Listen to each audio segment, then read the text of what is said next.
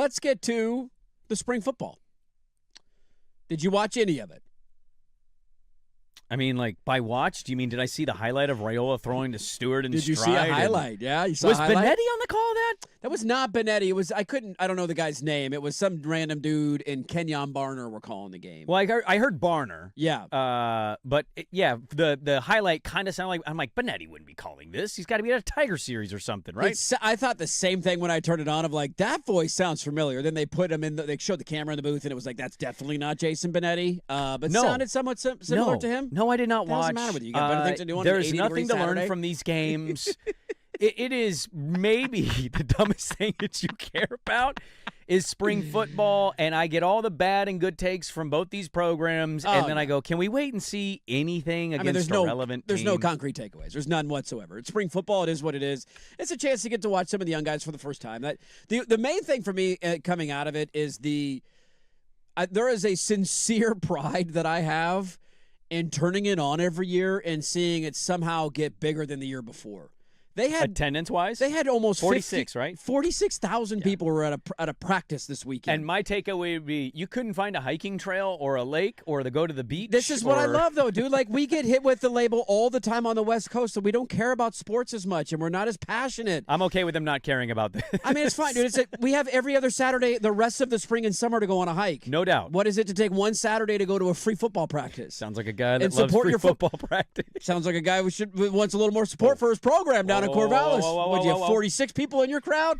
Look, I genuinely take pride in this. They filled up the lower bowl. I don't think they did. No, they didn't. I would have gone, but then I ended up stumbling into Blazer tickets, and I didn't get home till midnight on Friday night. And I'm like, I'm not turning around and driving 2 hours first thing in the morning. You also were sick a little bit at the end of the week. Like, this isn't going to happen. But next year, I genuinely think that I'm going to take Teddy down to the game because it's just fun, man. As long as the weather's nice to run around, there's no real sense of, like, I'm missing action if my kid wants to leave the stadium and go run around the concourse. The reason why it is a big deal is because this is a big recruiting weekend for them. Mm-hmm. And they had shout going on at the end of the third quarter. The whole teams were out there, and the recruits were raving about it. And so they turned it into a winning weekend for them.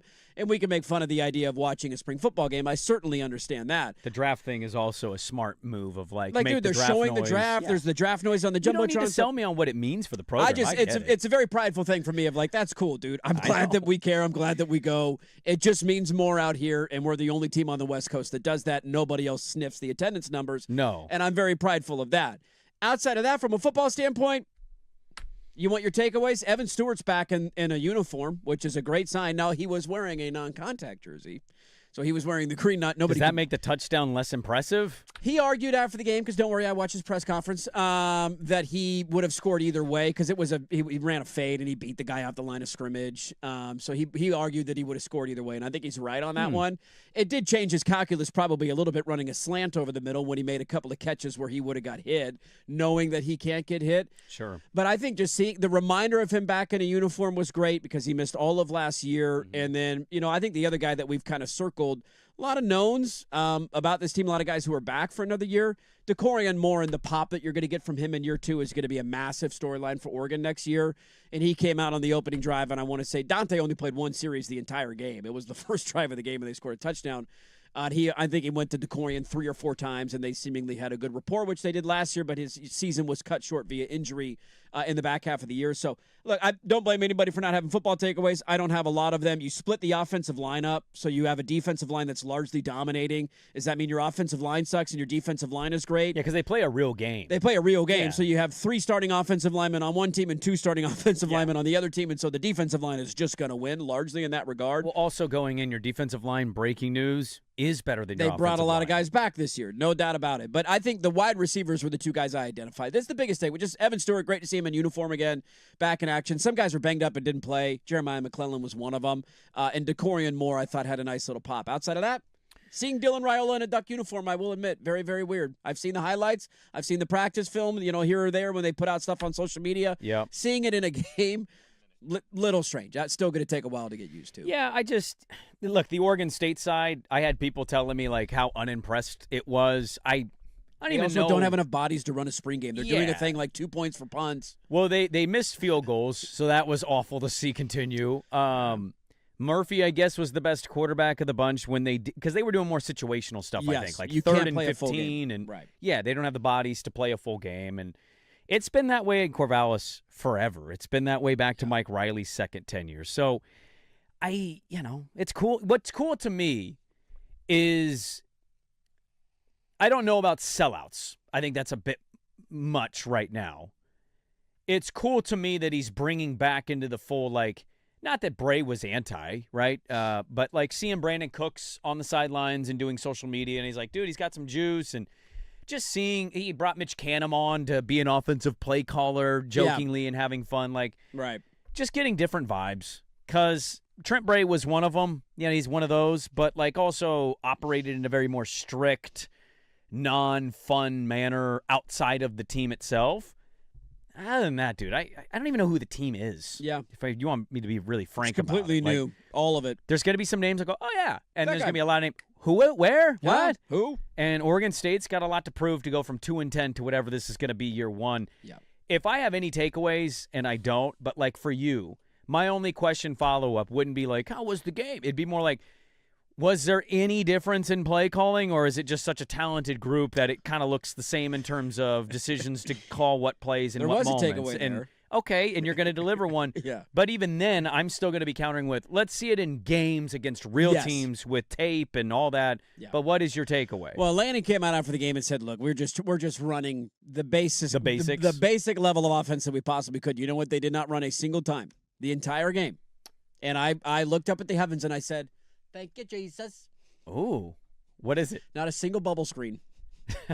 No wide receiver That's bubble. not going away. They ran some RPOs that Yeah. were a little more unique that I don't remember them running a ton of, that were like post-snap RPOs Yeah. that they didn't do. I don't feel like they did a lot of, but maybe I'm wrong in that regard. I don't know exactly what every play call is, obviously. Felt like it was a little more RPO heavy.